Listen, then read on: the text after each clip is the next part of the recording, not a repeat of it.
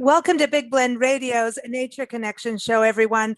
Today, we're going to be talking about how just one person can make a difference, and our youth and what they are doing to make a difference in regards to climate change. So 100 young climate change heroes from around the world, their stories are united under one book roof, I should say. It's called Stone Soup for a Sustainable World, Life-Changing Stories of Young Heroes. And we're very excited to welcome the author and also one of the young heroes. So let's start with the author. Author is Marianne-Larnad. Now, Marianne is the best-selling author of Stone Soup for the World series. She's the founder of the Stone Soup Leadership Institute. Very, very cool. I encourage you to go to their website actually right away. Just go check it out, stonesoupleadership.org. You can find more about the book there, but also learning materials. It's really an amazing nonprofit. So welcome to the show, Marianne. How are you? Thank you. It's so great to be here. Thank you so much for all the great work and media that you're doing all over the world. Thank you. Nancy and I are very excited about this, and also want to introduce the hero, a young hero, Iris Zhan. Iris, you created what's called Fridays for Future Digital out of Maryland, USA. And we'll get into your story in a little bit, but first we want to welcome. How are you? I'm so excited. Thanks for having me. Cool. Awesome. So you're in Maryland, USA. Cool. Is that where you're based out of? That is where I'm based out of. Very cool. I love your story about also going in, and your stories feature in the beginning of the book, but you know, when sometimes we get roadblocks in our life, we can either say, okay, that's a roadblock and just kind of cower, or we're going to get past the obstacle and create something out of that. And that's what you did. So tell us about it, because it's like a sunrise movement, right? Yeah. Sunrise movement is definitely a huge part of it. That's one of the major places that I got started. Learned all of the core skills about what it means to organize people on a local level, and what it means to bring about change in your community, and how to be a leader, and just what is at stake for the climate movement as a whole. It's got to be a little scary being young and hearing about climate change. In your story, Marianne put in there, it's like, okay, you're in school, they bring up climate change, and then it's like, here, we have climate change now, good luck with yourselves. Yeah. And it sounded like that. No, go out there and go out there in the world and have a good time. Yeah. So, I love your perseverance, your persistence to go, okay, we got to do some more, we got to learn more, because that was the thing, is wanting to learn more, right? Yeah. Learn more. Marianne, I wanted to ask you what stone soup means, because I know there's the chicken soup for the soul, but this is stone soup. Tell us about the name. Well, stone soup is a fable from the 16th century. And it's about a hungry traveler who was looking for a place to stay or some food to eat. And he was knocking on people's doors, and everyone said, sorry, it's been a bad winter, can't help you. And he went into the village and pulled out a stone out of his backpack and a pot and made a little fire.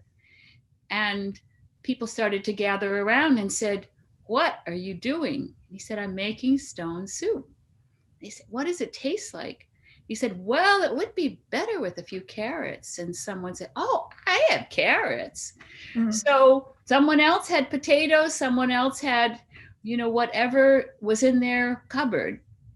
And pretty soon they created a feast for the village.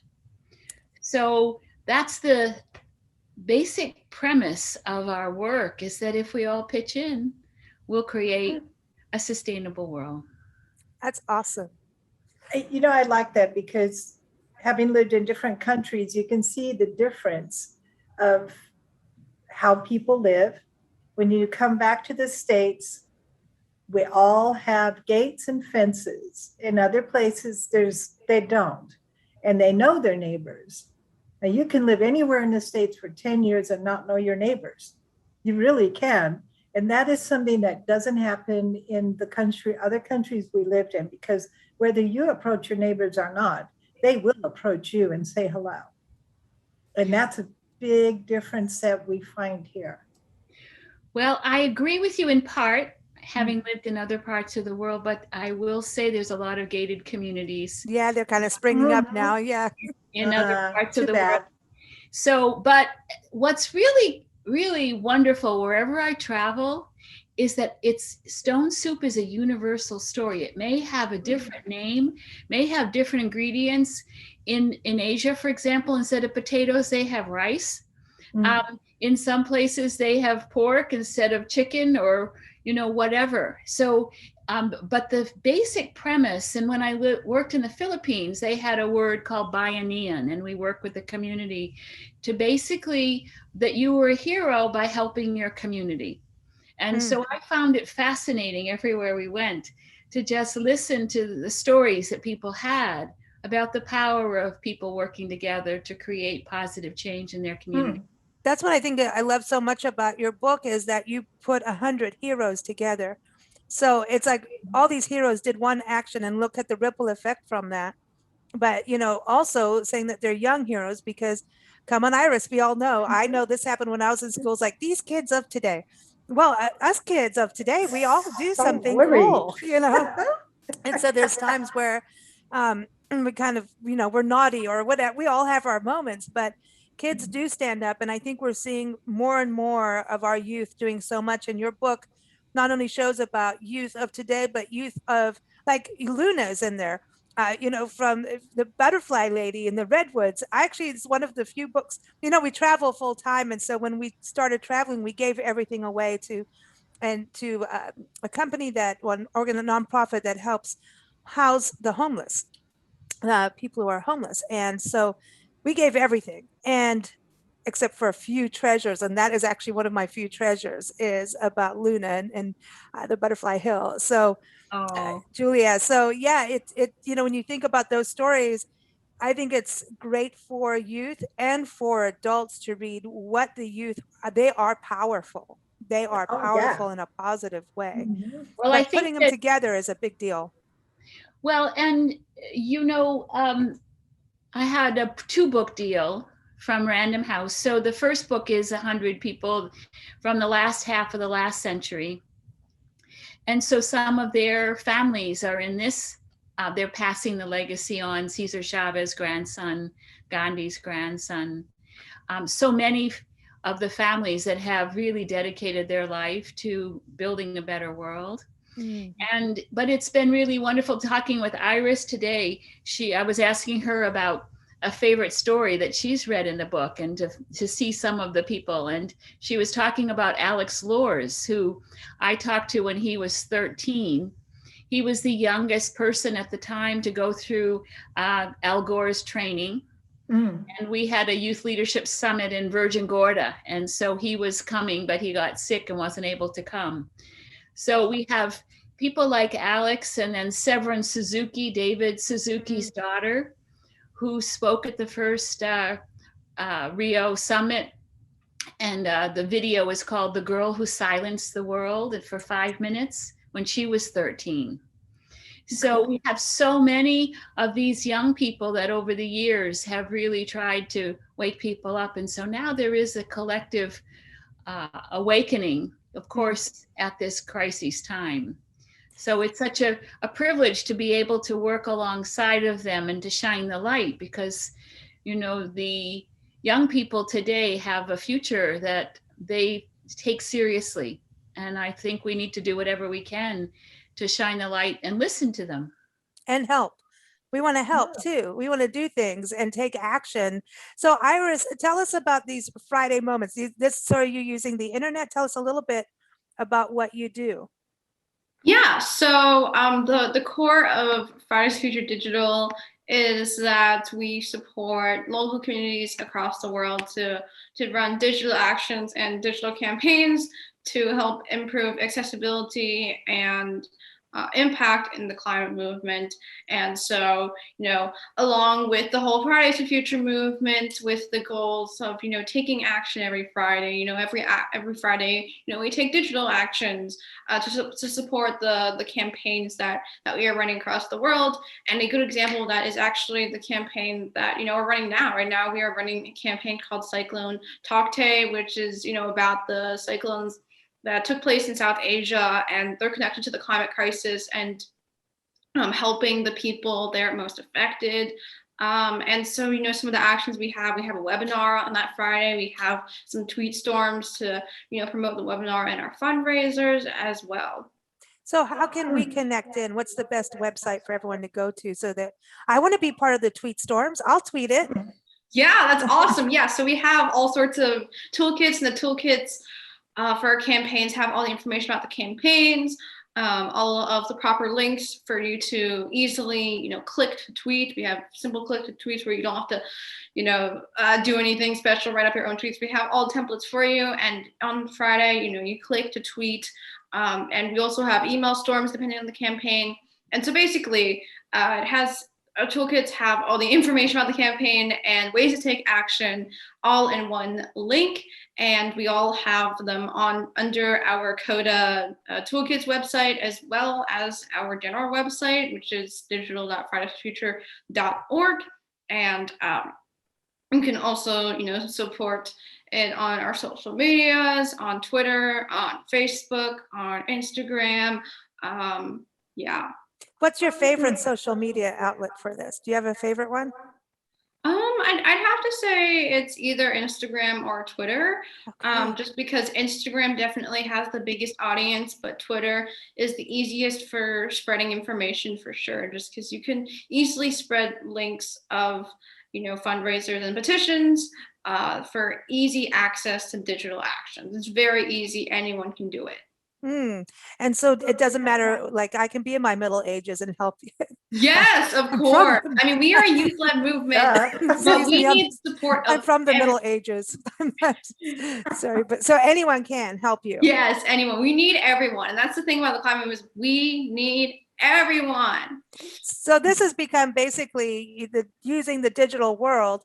You're using this as like your giant billboard, because I know a lot of times we can do rallies, we can be on foot.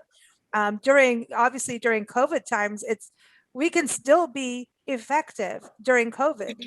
We can Yes, still do it. absolutely. Actually, I think COVID I know it's a sad time and people have lost their lives and still are. So I'm not putting that, but the environment got a bit of a break. Mother Nature got a bit of a break during this time because we weren't driving so much, so I kind of hope that as we are emerging out, we may have to go back inside. I don't want to, but as we, emerge out, that we take those principles and maybe not overcrowd our parks. And do we need to really all drive a big suburban by ourselves, right? Yeah. What's your favorite part? Like, what's your special cause? Like when I said a big suburban, you gave me the pointy finger. So yeah, what so is that one of your passionate parts of topics? No, I mean, it's just that, you talked about, how, COVID has kind of, made us, act in more sustainable ways. And, that's definitely something that I really, hope to see after this pandemic, is that, we start to do things more remotely in the ways that, we do in Fridays for Future Digital, everything, virtual as much as possible. And that, we, conserve energy and don't have to drive as much. And I think that's really possible, pandemic or not. So how many people do you have like helping you? We have almost 200-ish people across the world. Yeah. That's cool. That's cool. And then Good you job. get people that go in and it's like, hey, it doesn't take long for me to share some information and learn. Is that still part of it, is to actually raise awareness of certain things? Yeah, learning is a really important part. I mean, one of our objectives, is to raise awareness of climate justice and science issues. And that's why we have, that's why our toolkits, have, all sorts of links and, paragraphs of information about all of the campaigns in depth. We also have an entire research working group that's dedicated to researching and, spreading all of this information. Now, do you feel a bit better than the first day you heard about climate change in school? Do you feel like once you get more information and can take action, it kind of gets the fear away a little bit?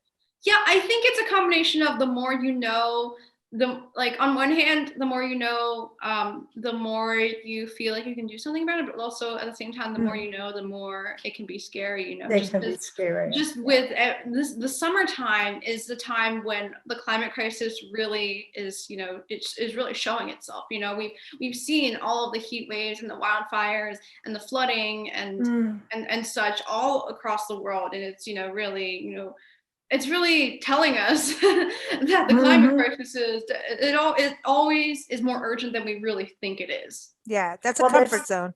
Well, there's that denial factor. Yeah. I remember, gosh, maybe in the 70s, we had some huge droughts, especially in California, and people were asked to at least lower the water capabilities of their swimming pool. Don't make it 2 inches less than what you would normally fill your swimming pool. And people were outraged. I mean, how dare you? And when you think, hello, do you understand we're running out of water? And maybe your swimming pool could water your vegetable garden that you really might need one day if you don't act now.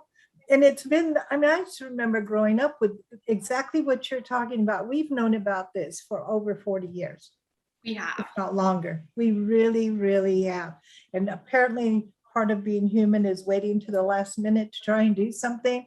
In a way, it's unfair that it lands on your shoulders. It's unfair that it landed on our shoulders or my shoulders at my age. Somehow society has to come to grips with, we do not own nature. We need to live within it. The idea of controlling it, we've pretty much proven we can't do that. Yeah, that's right. When's the last time you controlled a tornado? She zipped right by me. No, but and I said stop, and it just kept going. I know, but this is also important because we have so much research, like you're saying, you've got research labs going. I think that is really important because that's the one thing, is to get the information out for people to understand. I think the evidence is really there. Marianne, that's something I think which is so cool, is that you do have information on your website for people. What led you to stand up for sustainability? Well, I give credit and honor to my grandmother, who was a Native American, for teaching me about gardening and for teaching me about saving things, Christmas wrapping paper and so forth. I'm the oldest of 10. And so I learned at a very early age to be very careful. She had lived through the wars. So I think that she lived with us. And and we didn't have a lot with 10 children. So I had a sense of frugality in my life. I have Scottish ancestors as well on my father's side, and Irish. But then I was given the opportunity to work in different really challenged communities, particularly on islands. So after the book, the first book came out, it was in English or in Spanish. And Deepak Chopra and Oscar Arias had a launch of an event, the Alliance for New Humanity. And a lot of great people spoke at that. Al Gore and Jane Goodall. It was Al Gore's first presentation of The Inconvenient Truth, as a matter of fact. And I was asked to work in the island of Vieques, Puerto Rico. And the Navy had just left after being there for 68 years. And so I went thinking I was going to finish this book. And what I was exposed to there totally changed my point of view and my experience. And I lived there for 4 years. I went for a couple of weeks and lived there for 4 years. Funny how that happens. Yeah. I saw in that, I experienced climate change in 2003 to 2007. And we met with the young people. We had a week-long sustainability summit there for 4 years. And we brought together Latino leaders that were in my first book, including Cesar Chavez's grandson. And we just talked about what are the issues facing the community? What are the issues facing the young people? And the first summit we had, there was no water unless you had a cistern.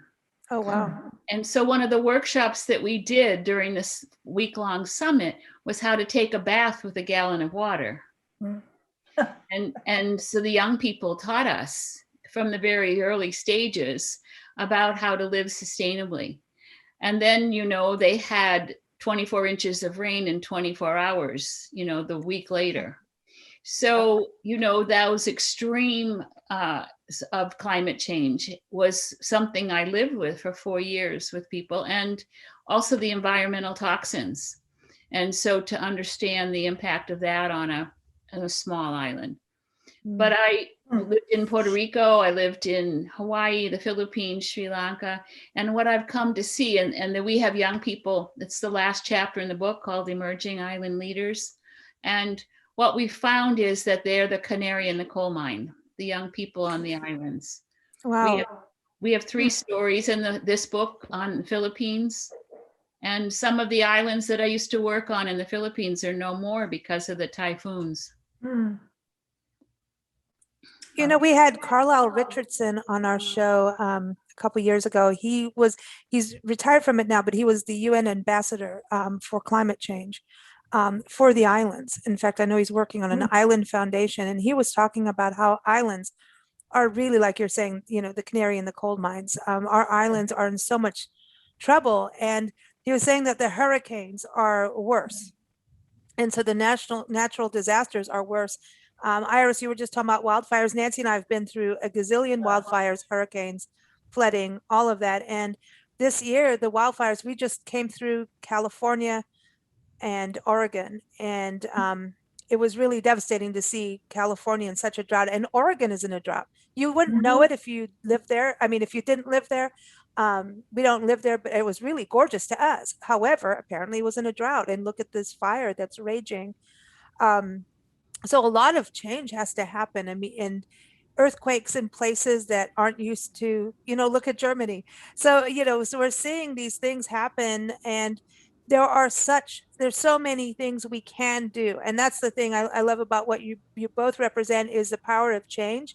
And it can be little things like, we travel full time, and you may have heard a dog dreaming just now, woofing in the background in his dream. But as we travel, because of COVID, we started pet sitting across the country, and we miss having animals. So that was Bear. But anyway, where we are right now in Texas, the garden, this lady has really created this beautiful native garden, and we had a big rain. But the beauty of it is that she's got 2 rain barrels, and she's trapping all this water, and then she uses it for her fountains, she uses it for her house plants. And so she's recycling water all the time. I mean, even composting, the whole thing is going on here. And she has this amazing ecosystem that you wouldn't believe. Baby birds, and then here come the hawks. And so we're like, wait, but that's the ecosystem. So when you are in places where people are living and coexisting with nature, you can really feel the difference, just even on your body and your soul. But this was just one thing, a rain barrel. So it's these one actions, these little steps that we can all do. And I think that's another thing with Stone Soup. It's these little actions we all do together. Iris, what is one thing we can all do right now that you'd like to see, that a simple action that we could all do? Oh, you got to unmute yourself. She's muted. She's pushing buttons. Yeah, I think that the actions that I mentioned before are very much simple, and that you can do right this instant, right this second. You can just do it like that. Is our digital actions from our toolkits. I think our toolkits are the easiest way and the all-in-one hub where you can learn everything you need to know about these important campaigns that need your support, and just send these emails and tweets and sign petitions and send them to your friends just like that. And I think that, that is an individual action that is contributing to systemic change. And so you go and put all this work together and thought behind these campaigns. We know that side from running magazines and radio shows. It's like, oh, you got to get all these campaigns basically together, right? And listen, yours are so that there's just so much work, and having to get your research correct, right? So you have to double, triple check what you're putting out there. So when you first put this together, what was your thought process? I want to learn more, right? And then going, okay, I'm going to take action. but you've obviously gone step by step, or did you think all of this at one time and put it all together in one place? How was that? Just for those listening that go, I want to do something and create a big change. What can I start doing? Yeah, so the way we run our digital campaigns is that, we directly organize with local groups. So, local groups who, need our support with digital campaigns, digital actions, will request support. And then, we set up the campaign structure and get all the proper research and strategize the partners that we need to reach our goals, the stakeholders, the types of digital actions we need, and put together all the social media posts and content in order to communicate the campaign, reach out to all the, right press. And so we have certain methods of how we, organize a digital campaign. And so for those who want to organize a digital campaign, we have a step-by-step guide on our CODA website. And it's called How to Create a Digital Campaign. And, it goes through step by step, how to, find what local issue you want to tackle, how to find your stakeholders, how to create click to tweets and email storms, and, how to get all of the different roles you need for a digital campaign. So yeah, it's just as easy as— She's a one-stop shop. There you go. Good. This is awesome. So people can really learn. And this is something like what a nonprofit would set up. You've basically kind of created your own organization, but people can have their own chapters around the world and set up, just, hey, I'm going to start working with you. And they just contact you through the website, right? And then get started. Yeah. And they can create their own campaign. So if there's something like bad runoff, a chemical runoff in their community, right? Because that happens in the streams and things like that.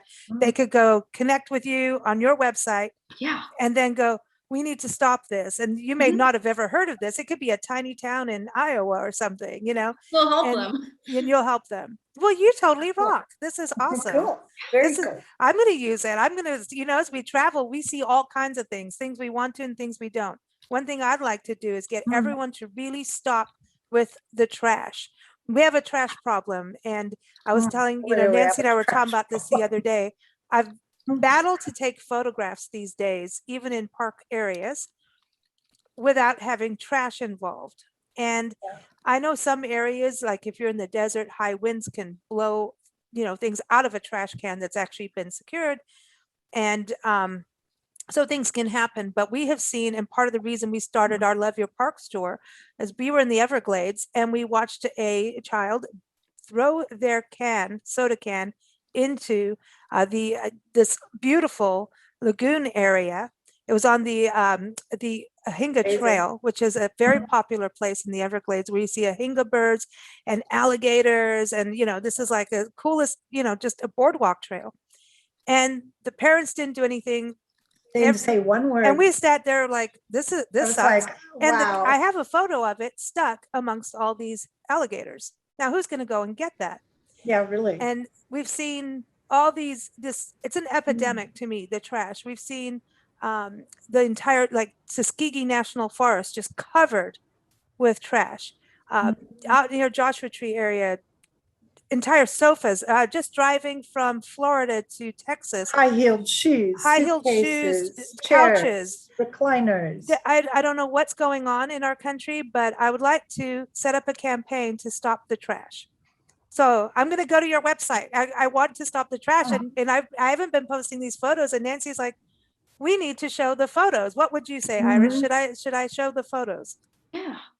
Okay. Yeah.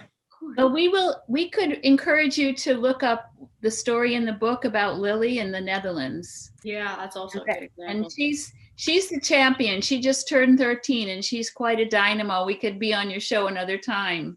Mm-hmm. And she's become really world famous thanks to us and others. So one of the things that I think that we're missing the most, and Iris and I talked about this, is the fact that we're not teaching about this in our schools. And so our work right now, if I was to have the opportunity to say what's one thing we could do, I was sitting here reflecting on that, because we have a call to action at the end of every story. And so, people can read a story and learn about what they can do. But what I'd like to ask is if you could invite your readers to have them share the book with educators in their community.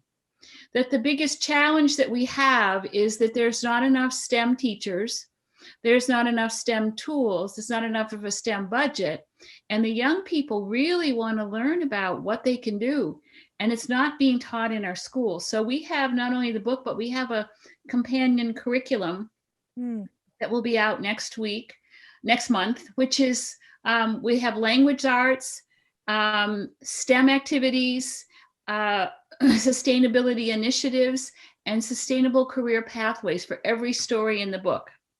I love this. And it's also, we have state standards. There's the new generation of STEM standards that are for 20 states. And so the teachers can use it in the classroom freely. And you can go on our website, sustainabilityisfun.net. Okay, sustainableisfun.net. All right. Yeah. And so you can see the lesson plans. We have videos, we have audios, and then we feature a story a week from the book and their lesson plan. So we provide that for free for educators. This is awesome. And That's very cool. I was wondering about that because of what Iris, ran into. It's like, here's climate change, and then, good night. So that whole part, why was that? Where's that hole? Is it a political issue depending on where you live ever? Or is it that's what I didn't understand, if this is, and what age group should the education be? I think it should be, not wasting, et cetera. It should be something from when you're a baby. Right. Well, if it can be in the homes, that would be ideal. It's not always, and depends upon the family. But it definitely should be K through 12. What we've found, we are particularly interested in helping to influence young people's decision-making process about what kind of careers and what kind of jobs they get, so that they could, we have so many young people that want to be involved, and they volunteer at first, but they really want to have a job so they can pay their bills. And so we really want to have, there's 10 million jobs supposedly going to be developed with the new Green New Deal and so forth. The challenge is that they're not being trained in school about what these opportunities are. They're not getting prepared for those. They're getting prepared for old school jobs that don't exist anymore. And so we need a training process.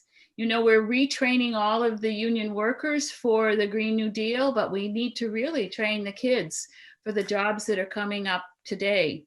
So combination of both education, but also about career development. And we've discovered that the gatekeeper is the guidance counselor. The guidance counselor really influences more decisions than you can possibly imagine, because young people at 16 don't necessarily know what they want to do, and so they're very impressionable. And people can say, oh, be a lawyer, be a doctor, which is great, and we have a lot of those. What we don't have is enough irises. We don't have enough of the young people that are being encouraged to be able to you can have a career and make a difference and make a good living. You can be an entrepreneur. You can create something that's going to, address the trash. We have a story in the book, as a matter of fact, that Iris has met Francois in Spain, and he makes sunglasses out of plastic.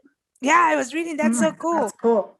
I'm thinking that we know so many organizations that feel like we need to have a symposium and bring certain organizations together that can work together, that don't know each other now, especially when you're talking about kids. I think Super Camp and your organization could work together. I think American Forest could work with your organization and Super Camp. I feel like we could put 5 or 6 organizations together that have like ideals, that could, because we know all of you can see that you could work together and be stronger as a group. I think that's something worth trying, Lisa. Well, we're always looking for new, Stone Soup is all about everyone coming together. We have over 100 organizations from my first book, and then we have another 100 in the second book. And then we have a nomination process, so people can nominate the young people to be in the book. So we partner with a lot of folks around the world. So That's what it's taking. I think That's that what it's really going to have is. to take. Yeah. The one thing too, and you were talking about the education system, Mhm. that's something I think it's so crucial. And I think a lot of parents are also homeschooling, especially now with, Especially COVID, that kind of, parents suddenly found themselves being teachers. I don't know how the youth felt about that, or the parents. Iris, how does it go? But, really there is that, it goes hand in hand. And I think what you're saying about the business side too, the entrepreneurial side, and it's like, hey, you could be in landscaping. We just chatted with American Forests, and they were talking about, these millions of jobs that can be created if we achieve tree equity and plant more trees in the Right. right neighborhoods and plant the right trees. There's caring for trees, all of these Mhm. things. However, you're right. It's not out there. The word is not out there. And for the educators, where was it about, hey, I wanted to be a fireman. Okay, we know that one. But where's hey, I want to be the person who climbs up on the top of the tree and hangs out with trees. If I'm there, man, I'm all into it. I'm a tree climber, or was, that's my thing. So I think those kind of, careers, and it, when I look at all the people that we've, interview and work with, park rangers, a lot of time it started from them volunteering as a kid. Right.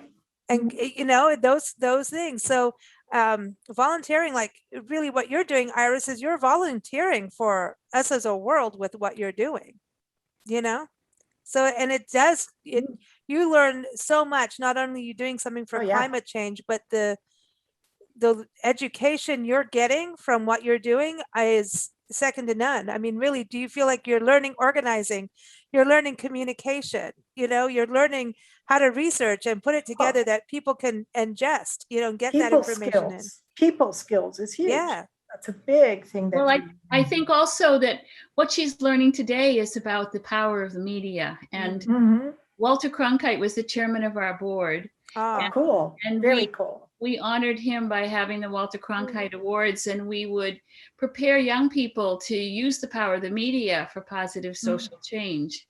And so we have several, people from the media in the book who are, reporting on what's going on in the world and climate change particularly. So I think that a shout out to you, and to encourage more parents to think about this as a career pathway for their young people, because we need to shine the light and get the message out through the media is the best way. And media now is, look at the world of blogging, right? Before they used to just think, it's a girl in her kitchen, duplicating Julia Child recipes. Hey, there's nothing wrong with that. But look at blogging. At one point, it was like, no. And, look how big it is. And so a lot of these careers, creating apps for the environment, think about all of these things that can be done, is amazing. I would like to see more businesses that take some steps too. And I think the connection between youth and corporate America and global corporations and small business is really crucial. The more we're going into robotics and AI and everything, a lot of that is really good depending on how we're using it, right? But it's youth connecting with these businesses is important, but if it could be done also in a way where the youth bring something to them, like, hello, can you put a native plant garden outside your front door? Could you do, you're printing out all this paper and not recycling it? Just some simple steps like that with the business. I don't know. I kind of feel like there's an intern kind of situation there between the youth and businesses. What do you think? Well, that's one of the things that the Institute does. We train young people to be leaders in sustainability. And so we build bridges between the education community, the government, the business leaders in each of the communities that we work with. And so internships used to be a lot more internships available, especially in the blue and green economy. That's less of a situation. So we're really trying to encourage that. we found in Hawaii, for example, they have a goal of 100% renewable energy by 2045. Mhm. So they've, made a big push to bring in some entrepreneurs from Asia and other countries to bring in some investment money, and provided, a beautiful place for them to develop their great ideas, particularly in marine entrepreneur companies. And yet when they wanted to scale up, they weren't able to hire people because of this issue where the fact is the kids aren't learning about this in school. So Wow. the young people are really the key to being able to be the one of the key steps in this process. So the business community's been so busy in, this transition, from fossil fuel to renewable energy, and to try to figure out how that's going to work. And thank God we have new administration who's funding that and supporting that. And so many people are working towards that. But the missing ingredient is that we have to prepare the young people for these jobs, because otherwise, we get all of these plans in place and the young people are off doing something else because Exactly. they didn't know there was an opportunity for them to do this. And that's why corporations, I mean, they're always, it's kind of like, the sports, I shouldn't call it a company, but sports is a big industry. I'm just saying, they're always looking, universities are looking at high school, right? And, at their sports players. It's the same thing in corporations, looking at what's going on in colleges and in high schools. They're already out looking to see what the youth are doing, where are they stepping up to the plate. Iris, what you're doing, an employer is going to look at that and go, holy cow, we got to have Iris. She's an organizer. She's a doer and fearless in standing up for what you believe in, which is, and doing it in a positive way, not just, we got angry about what was going on in parks and we were banging our head on the wall, just doing shows. And eventually you just start getting mad and angry. And it's like, no, this isn't helping anything. We got to go on the road and really show and tell and get people to understand. So that's what you're doing. And I feel like that's employers, in these corporations, you want your next wave of really high-end, employees, you've got to start putting something back into the school. So I feel like they should be contributing into the schools too. I'm just saying. Well, I'm not sure Iris would ever fit in a corporation. Let me just start there. I think Iris will do very well working with an entrepreneurial focused, smaller company or organization. And one of the challenges is that David Wicker, who's in Italy, was a teacher for me. He's in Fridays for Our Future Italy. And I was so excited. Italy was the first country to require sustainable education in the schools. And so I wanted to, include that in the story. I was like, David, this is so awesome. I want to be able to shine a light on them so that we can encourage other countries like the United States to do that. He said, please don't put that in my story, because in order to implement this, they got a fossil fuel company to fund it. So you can only imagine what the content of that curriculum is. See, but that's really interesting because we see that in towns. You have to be careful about youth reward companies, but by and large, corporations are still very, very much invested in the old model. There's a few companies, a few corporations, and they're in the book. And we have some great ones that in our network, Seventh Generation, and we have C2C who makes the sunglasses and so forth. But it's going to take a little while. I wouldn't wait for the corporations to be the leaders of this movement. No, but I just think that they should start looking at it and funding those things. I know exactly what you're talking about, because it's the same thing in communities that we go to, mining communities, for example, and they keep renewing, the mine will renew its lease, but not really do anything. And so the community's waiting, and then they'll go, oh, we'll fund the school over here, or we'll put our name on the library. But they've already just destroyed the earth with what they've done in the mining part. And so they keep renewing the lease because it's cheaper than doing the reclamation. But anyway, and it's the same as corporations, like, putting their name on a national park. that is Correct. wrong. You can't do that. So, so I understand your balance of that. I was meaning more of the good people putting into the funding of those Absolutely. programs, the good Absolutely. ones. Absolutely. It's just a teaching opportunity. I was one of the founders of the corporate social responsibility movement. Mm-hmm. So when I was the first and only woman in a lot of the corporate boardrooms. Oh boy, fun. When I was 28, 29, only woman. And, I was very idealistic about how we could get the corporations to be leaders in creating change. And it shifted in the United States. Corporate social responsibility, CSR, it's having a little bit of a comeback with the green movement, but it's much more popular in other countries now that, people doing good. My first book had a whole chapter, is the largest chapter in the book, called Doing Well by Doing Good. But now that's become more enlightened self-interest. It's more marketing, getting their name Agreed. on things. Getting their name on things. So I think that the real key is to invest in the thinking behind Wall Street and how they can be instrumental in terms of influencing people who are investing. Your audience, I'm sure a lot of them are investing. And so to have a screen on their investments to make sure that they're not funding fossil fuel and pay attention to which banks are. I was going to say banks right there. And so, but I think the larger point is that we had a, political standoff, if you will, to not funding green investments. And so I think everyone who's involved with investments needs to be investing in green.